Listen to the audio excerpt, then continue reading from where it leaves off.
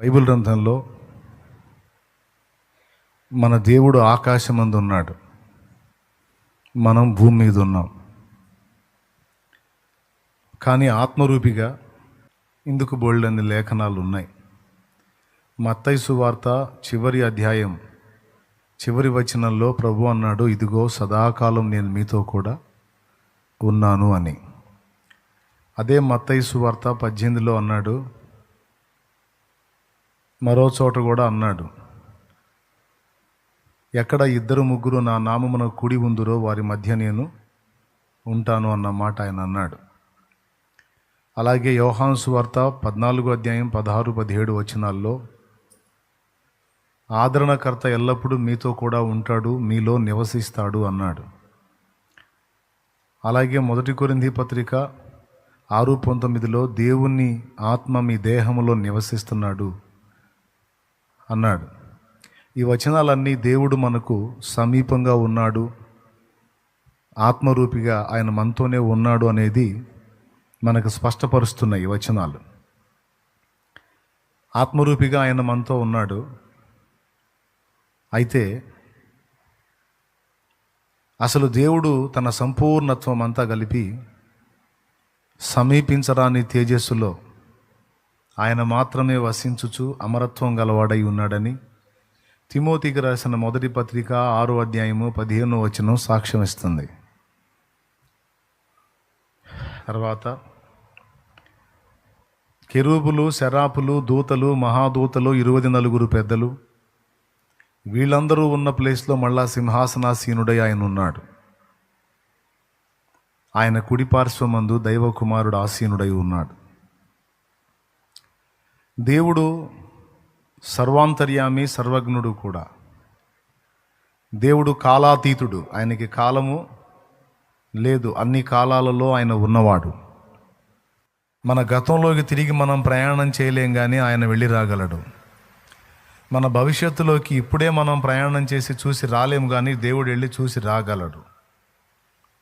దేవునికి ఆ సామర్థ్యం ఉంది. అందుకే ఆయన అన్ని కాలములలో ఉన్నవాడు అని పిలువబడ్డాడు. అయితే ప్రస్తుతానికి లేఖనం మనకి 2 సంగతులు చెప్తుంది. ప్రభు మనతో కూడా ఉన్నాడు అని వాక్యం చెప్తుంది. మళ్ళీ కొంతకాలం మనం ప్రభువుకి దూరంగా ఉన్నామని కూడా వాక్యం చెప్తుంది.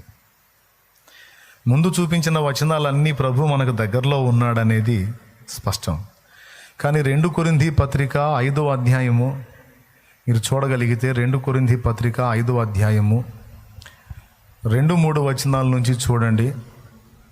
అక్కడ మనం ప్రభువుకి కొంచెం దూరంగా ఉన్నామనే మాట ఉంటుంది. ఈ గుడారములోనున్న మనము భారము మోసుకొని మూలుగుచున్నాము.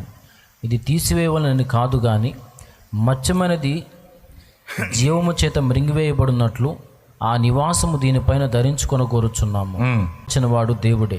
చదువుతానే ఉండు. మరియు ఆయన తన ఆత్మను సంచకరువును మనకు అనుగ్రహించి ఉన్నాడు. వెలిచూపు వలన కాక విశ్వాసం వలనే నడుచుకొనుచున్నాము. గనుక ఈ దేహములో నెవకు దూరముగా ఉన్నామని ఎరిగి ఉండి, గనుక 7వ వచనంలో టచ్ అయింది. గనుక ఏం గనుక? పైన చెప్పిన వచనాలన్నీ మనం విన్నాం గనుక, తెలుసుకున్నాం గనుక, ఈ దేహంలో నివసించుచున్నంత కాలం ప్రభువునకు దూరముగా ఉన్నామని ఎరిగి ఉండి ఎల్లప్పుడూ ధైర్యము గలవారమై ఉన్నాం. ఇప్పుడు మనం ప్రభువుకి దగ్గరగా ఉన్నామా, దూరంగా ఉన్నామా? ఇందాక చెప్పిన వచనాలన్నీ ఆయన మనతోనే ఉన్నాడని ఉన్నాయిగా. మరి ఆ వచనాలు కరెక్టా, ఈ వచనం కరెక్టా? ఇందాక చదివిన వచనాలన్నీ ఆయన మనతోనే ఉన్నాడని ఉన్నాయిగా. మత్తయి సువార్త 28వ అధ్యాయము 20-21 వచనం చూడండి. నేను మీకు ఏ సంగతులను ఆజ్ఞాపించుతునో వాటన్నిటినీ గైకొనవలెనని 21 లేదు 20. ఇదిగో నేను యుగ సమాప్తి వరకు సదాకాలము మీతో కూడా ఉన్నానని వారితో చెప్పాను. అదిగో నేను యుగ సమాప్తి వరకు సదాకాలం మీతో కూడా ఉన్నానని, సదాకాలం మనతో ఉన్నాడు. మరి ఈ మాట కరెక్టా? మనం ఆయనకి దూరంగా ఉన్న 2 మాటలు అందులోనే ఉన్నాయి బైబిల్లో. ఈ దేహములో నివసించుచున్నంత కాలం మనం ప్రభువుకు దూరంగా ఉన్నామని ఎరిగి అన్నాడు అక్కడ. ఇక్కడేమో సదాకాలం నేను మీతో కూడా ఉన్నాను అన్నాడు. దీనికి ఇంకా అనేక వచనాలు రిఫరెన్స్లు ఉన్నాయి ఆయన మనతో ఉన్నాడు అంటానికి. అయితే ఇక్కడ గమనించాల్సిన విషయం ఏంటంటే,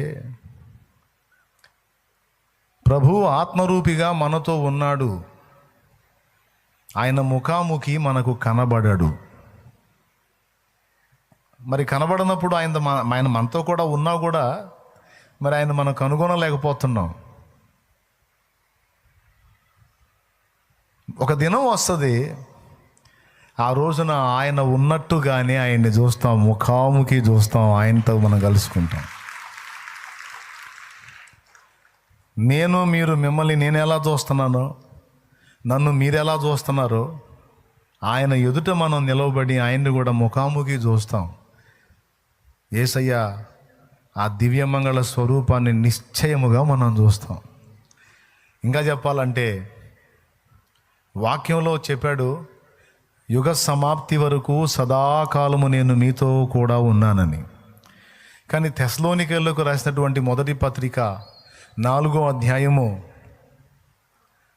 15వ వచనం చూడు. మేము ప్రభువు మాటను బట్టి మీతో చెప్పునదేమనగా, ప్రభు రాకడ వరకు సజీవులమై నిలుచుండు మనము నిద్రించిన వారి కంటే ముందుగా ఆయన సన్నిధి చేరము. ఆర్భాటముతోనూ ప్రధాన దూత శబ్దముతోనూ దేవుని బోరతోనూ పరలోకం నుండి ప్రభువు దిగివచ్చును. క్రీస్తునందుండి మృతులైన వారు మొదట లేతురు.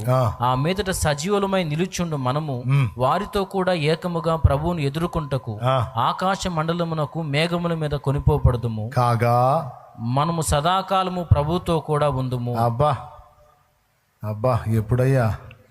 కాగా మనము సదాకాలము ప్రభువుతో కూడా ఉందుము. ప్రభు అన్నాడు మత్తయి సువార్త 28:20లో, యుగ సమాప్తి వరకు సదాకాలము నేను మీతో కూడా ఉన్నానని. ఇప్పుడు తెస్సలోనిక మొదటి పత్రిక 4:16, 17, 15 ఏదో ఒకటిలే, ఇప్పుడే చదివారుగా 17. మనం సదాకాలం ప్రభుతో కూడా ఉంటాము. ఈ రెండు ఎప్పుడు జరుగుతాయి? ఆల్రెడీ ప్రభు మనతో కూడా ఉన్నది జరుగుతుంది. కానీ ఒక రోజు రాబోతుంది, ఆ రోజు మనందరం ఆయన ముందుకెళ్ళి నిలబడతాం. ఇప్పుడు నా ముందు మీరు ఎలా ఉన్నారో మనందరం యేసయ్య ముందు అలా ఉంటాం. ఇంకా ఆయన్ని మనం సమీపించవచ్చు, ఆయనని ముట్టవచ్చు, చూడవచ్చు. అద్భుతమైన అనుభవం అది. అయితే ఇది జరగడానికి ముందు కొంతకాలం మనం ఎడంగా ఉన్నాం. ఆయన మనతోనే ఉన్నాడు, మనం వెన్నంటే ఉన్నాడు, కానీ మనం కనపట్టల్లా. కొన్నిసార్లు ఆయన మర్చిపోయాడేమో, నన్ను వదిలేశాడేమో, నాకు దూరం అయిపోయాడేమో అని కొంత కలవరం ఉంటుంది మనకి. ఇప్పుడు రోడ్డు మీద తండ్రి కొడుకుని చేత పట్టుకొని ఏలు పట్టుకోరా అని తీసుకొని పోతున్నాడు. ముందు తండ్రి నడుస్తున్నాడు, వెనక కొడుకు నడుస్తున్నాడు. ఇప్పుడు తండ్రిని కొడుకు వెంబడించినంత వరకు తండ్రి ముందున్నాడు, కొడుకు వెనకున్నాడు. తండ్రి సన్నిధి కొడుకు తోడుగా ఉంది. కొంచెం దూరం వెళ్ళినాక మాయసంత, మాయలోక ఆకర్షణ, మాయసంతలోని వస్తువులను చూసి పిల్లవాడు ఆకర్షితుడయ్యాడు. ఆకర్షితుడయ్యి తండ్రి వేలు వదిలేసి ఆ మాయసంత వైపు, ఆ మాయసంతలో చిత్రాచిత్రమైన వస్తువుల వైపు వెళ్ళాడు. అంటే ఎటు వెళ్ళాడు? ఒకప్పుడు ప్రభువుని వెన్నంటి ప్రభువుతో నడుస్తూ ఆత్మీయంగా ఉండేవాడు. అతడు ఆత్మీయంగా ప్రభువుతో నడుస్తున్నప్పుడు ప్రభు అతనితో ఉన్నాడు, ఆయన సన్నిధి అతనితో ఉంది, ఆమెతో ఉంది. ఇప్పుడు మాయసంత ఆకర్షణలోకి వెళ్ళిపోయి ఆ మాయసంతలో చిత్రాచిత్రమైన వస్తువుల ఆకర్షణ దెబ్బకు అడ్డుపోయాడు. అంటే ఇప్పుడు ఎవరిని వదిలేశాడు? ప్రభు చేతిని వదిలేశాడు. వదిలేసి ఎడిపోయాడు? లేకపోతే ఎటు పోయింది? మాయసంతలోని ఆకర్షణల వైపు వెళ్ళింది. ఇప్పుడు తండ్రి ఏం చేస్తాడు? పోతే పోయాడు దరిద్రుడు వెధవ, నా వేలు వదిలిపెట్టి వెళ్ళిపోయాడు, వాడి కర్మోడు అనుభవించాల్సిందని వదిలేస్తాడా? లేకపోతే ఇప్పుడు కొడుకు వెంట తను నడుస్తాడా? కొడుకు వెంట పడతాడు. అప్పటిదాకా తండ్రి వెంట కొడుకు నడిచాడు, సన్నిధి ఉంది. ఇప్పుడు కొడుకు మాయసంత వైపు ఆకర్షితుడై వెళుతున్నా కూడా తండ్రి వదిలిపెట్టడు. స్తోత్రం. వెంటబడి ఆ కొడుకు చేతిని అందిపుచ్చుకోవటానికి కేకలేస్తున్నాడు. మాయసంత వైపు వెళుతున్నావు కుమారుడా, మాయసంత వైపు వెళుతున్నావు కుమారి, దారి తప్పిపోతావు. నా వైపు మళ్ళు అని అట్లా కూడా వెంటాడుతున్నాడు. ఇప్పుడు చెప్పండి, ప్రభువు వదిలిపెడతాడా? సియోను అనుకుంటుందట, ప్రభువు నన్ను మరచి ఉన్నాడు అని. స్త్రీ తన చంటి పిల్లను మరచునా, తన గర్భమున పుట్టిన బిడ్డను కరుణింపక మానునా? వారైనా మరచుదుడేమో కానీ నేను నిన్ను మరువను అన్నాడు ఆయన.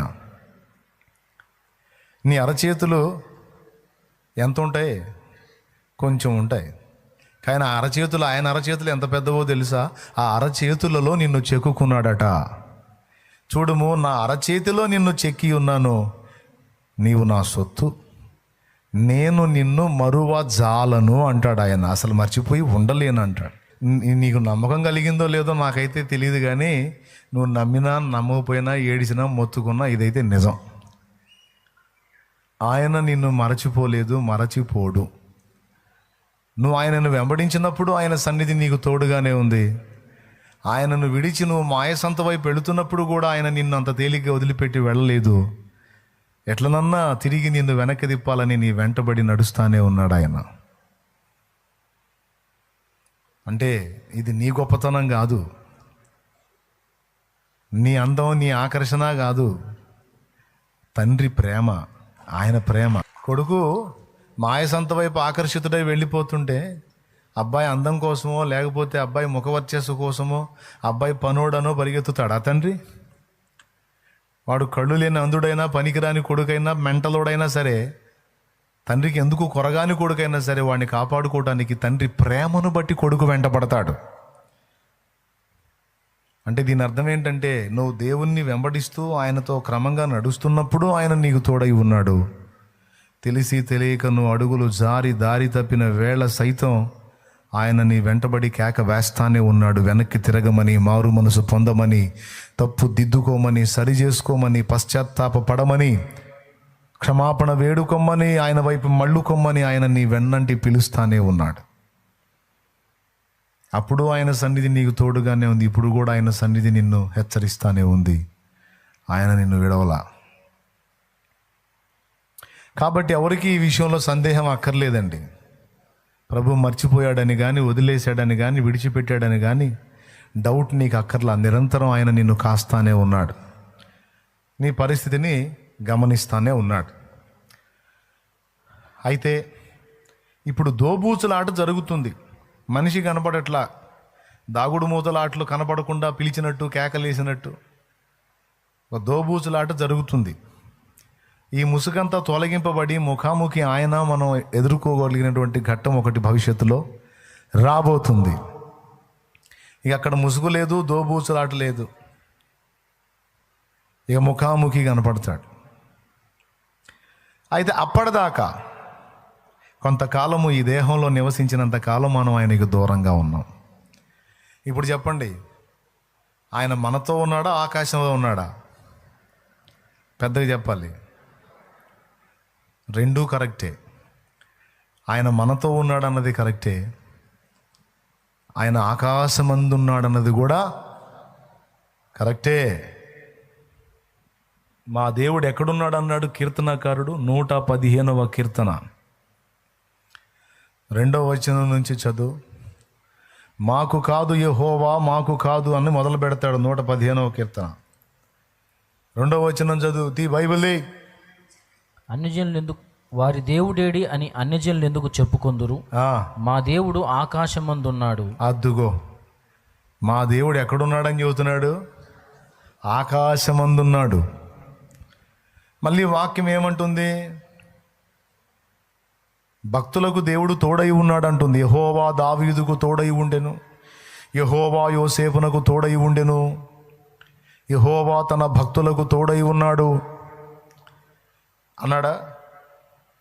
మళ్ళీ ఏమంటాడు? మా దేవుడు ఆకాశమందు ఉన్నాడు. సో దేవుడు ఆత్మరూపిగా మనతో ఉన్నాడన్న మాట నిజమే. అదే సమయంలో ఆయన ప్రత్యేకమైన సన్నిధి ఆకాశమందు ఉన్నది అన్నది కూడా నిజమే. ఆయన ఆత్మరూపిగా సర్వాంతర్యామిగా మనందరితో కూడా ఉన్నాడు అన్నది నిజమే. మళ్ళీ స్పెషల్గా ప్రత్యేకంగా ఆయన సన్నిధి ఆకాశంలో ఉన్నది అన్నది కూడా నిజమే.